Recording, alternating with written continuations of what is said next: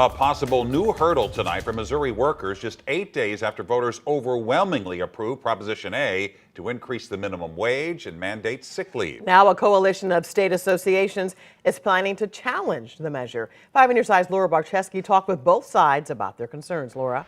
Mike and Kelly, a lot of these changes for minimum wage workers are scheduled to take place next year, but the coalition challenging Prop A wants to stop it or even change it.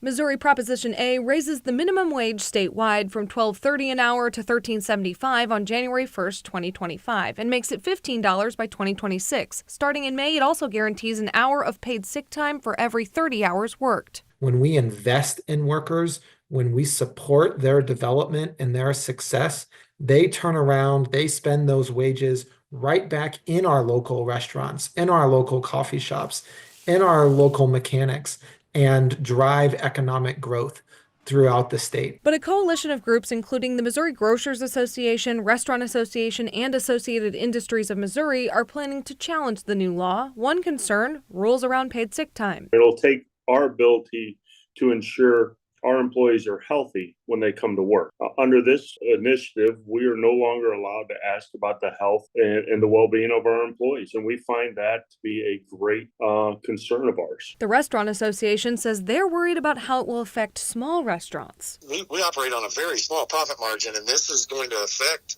the restaurant's ability to stay open. Ray McCarty with Associated Industries says they believe this will continue to increase prices for customers. Some time ago, we didn't pay as much as we do now for the hamburgers at the drive-thru, but we're now paying a lot more for that. Prop A sponsor, Missourians for Healthy Families and Fair Wages, disputes all of these claims, saying employees have a right to health privacy. They say data shows minimum wage increases don't equal business closures or higher prices. We looked at Missouri compared to every neighboring state that didn't increase the minimum wage, and actually Missouri's unemployment rate decreased faster than any of those states.